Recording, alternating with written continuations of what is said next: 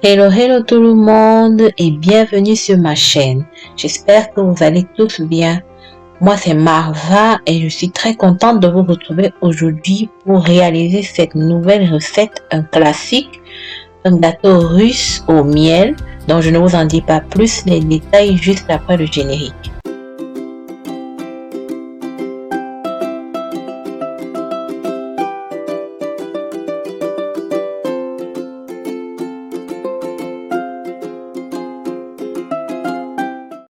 Pour la réalisation du biscuit de notre gâteau russe, on aura besoin de 500 g de farine, une cuillère à café de bicarbonate, 150 g de sucre, 3 œufs, 80 g de miel et 100 g de beurre.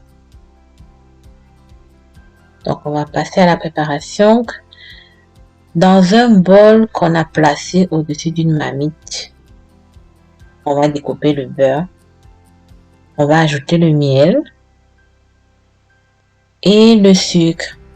Alors, notre marmite est posée sur le feu et elle contient de l'eau. Donc, on va faire fondre tout notre mélange au bain-marie. Donc, vous voyez, c'est juste la vapeur de l'eau qui touche mon bol. Donc, je vais faire fondre de cette manière. On appelle ça bain-marie. Donc, je vais continuer de faire fondre comme ça tout le mélange que j'ai mis dans le bol jusqu'à ce qu'il soit homogène. Donc, ensuite, je vais ajouter les 3 œufs.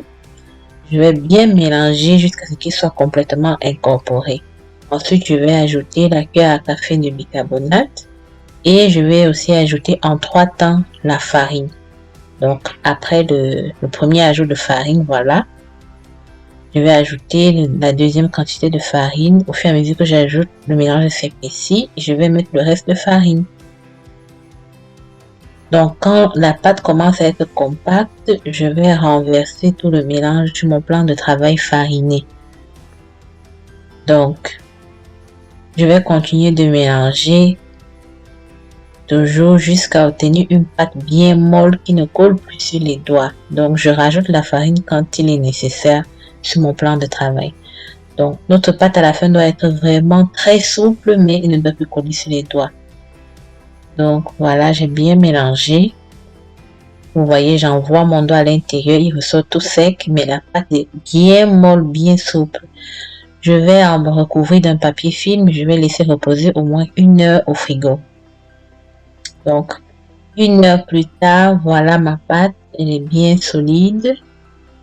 Je vais la déposer sur mon plan de travail toujours fariné et je vais découper en 6 morceaux. Bon, les morceaux ne sont pas obligés d'être égaux.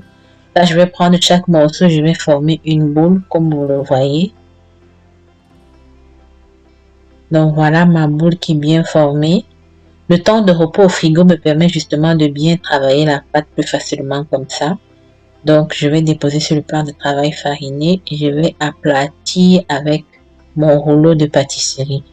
Donc, je vais obtenir une épaisseur d'environ 3 mm tout au plus. Donc, en aplatissant, je vais veiller à soulever la pâte de mon plan de travail chaque fois pour que au moment de la cuisson, que mon biscuit ne se retire pas. Donc, voilà mes 3 mm environ que j'ai obtenu. Vous voyez, je soulève la pâte pour que durant la cuisson, qu'elle ne se retire pas. Donc, je vais poser une base de moule que j'avais de 20 cm de diamètre environ et je vais couper la dimension qui me sert. Donc, je vais couper un cercle de pâte de même dimension. Vous pouvez utiliser un moule carré, vous pouvez utiliser un plat. C'est comme vous voulez. Donc là, je vais couper un cercle de pâte. Je soulève bien du sol toujours pour que durant la cuisson, que les dimensions ne se réduisent pas. Donc voilà. Je vais poser sur une plaque de cuisson. Je vais réaliser des petits trous à l'aide d'une fourchette. Et on va enfourner à 170 degrés pendant maximum 5 minutes. Donc il faudra contrôler la cuisson. Donc voilà mes biscuits qui sont prêts et complètement refroidis. Donc ils sont bien dorés. Là on va passer au montage de la crème. J'ai utilisé une crème diplomate. Je vous laisserai le lien de la réalisation de la crème quelque part. Donc je vais utiliser la crème pour farcir mon gâteau. Voilà, elle est bien souple. Donc là, maintenant, je vais remplir ma poche à douille de la crème et puis on va passer au montage. Je vais vous montrer deux manières. La première, j'ai commencé par utiliser un sac à poche comme vous voyez. Donc je mets un peu de crème sur le plateau pour faire adhérer mon premier biscuit. Je vais déposer ma base et puis je vais mettre de la crème sur le premier biscuit comme ça. Je vais mettre de petites boules à l'aide de mon sac à poche. Donc voilà. Je réalise des petites boules plus ou moins uniformes sur mon premier disque de biscuit.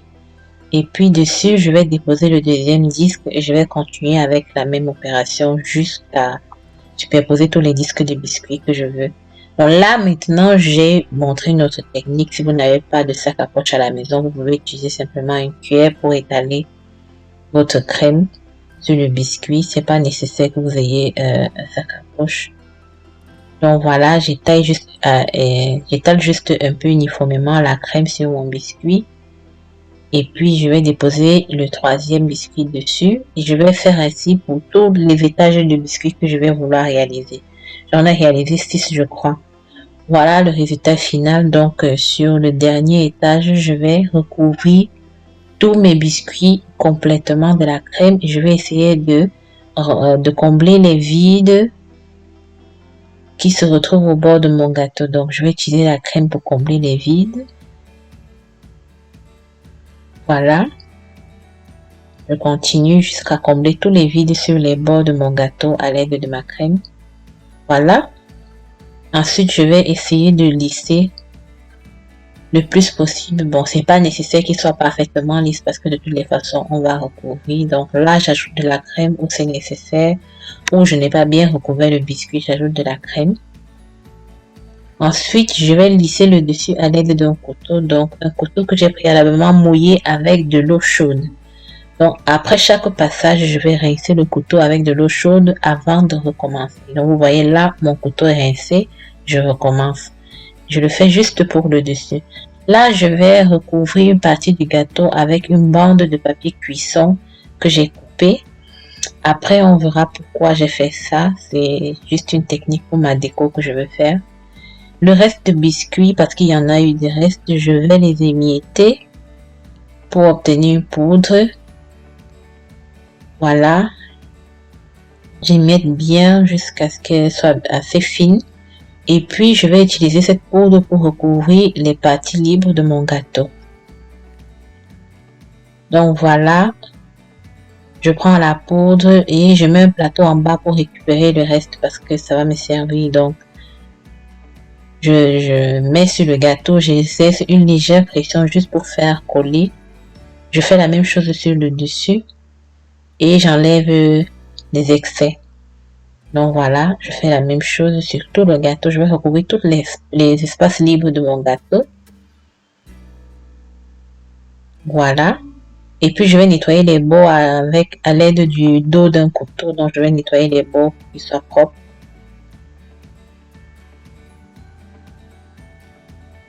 Donc voilà le résultat. Là maintenant, je vais enlever ma bande de papier cuisson que j'avais collée avant. Je vais l'enlever et après on va passer à la déco. J'ai utilisé des framboises pour décorer mon gâteau, mais vous pouvez utiliser le fruit que vous voulez, des mangues, des kiwis, des papayes, pas des avocats, pardon. Donc là, j'ai mis de la crème dans mon sac à poche juste pour faire la déco. Voilà, je vais réaliser des petites fleurs sur le dessus de mon gâteau. Ensuite, je vais placer mes fruits. Vous pouvez faire la déco qui vous plaît. Donc ça, c'est ce que j'ai choisi, mais vous pouvez changer et faire autre chose. Voilà le résultat final. J'ai aussi recouvert les bords que j'avais laissés, qui n'avaient pas été recouverts à cause de la bande de papier cuisson. Donc voilà le résultat. J'ai aussi réalisé des monoportions avec le reste de pâte que j'avais. Donc voilà, juste pour que vous voyez à quoi ça ressemble. Donc là, après une nuit au frigo, je vais passer à la coupe du gâteau. Vous voyez. Il est vraiment très souple. Mais si vous voulez qu'il soit un peu plus croquant, vous pouvez le consommer le jour même où vous l'avez réalisé. Mais moi, je préfère quand il est souple comme ça. Donc, vous voyez, le couteau passe facilement sans difficulté. Et voilà comment ça se présente à l'intérieur. Donc, j'espère vraiment que la vidéo vous aura plu. Si c'est le cas, n'hésitez pas à liker et à partager tout autour de vous. Si vous réalisez la vidéo à la maison, la recette à la maison, faites-moi savoir ce que vous en pensez en commentaire. Et en attendant, je vous dis à la semaine prochaine pour une nouvelle vidéo. Bye bye.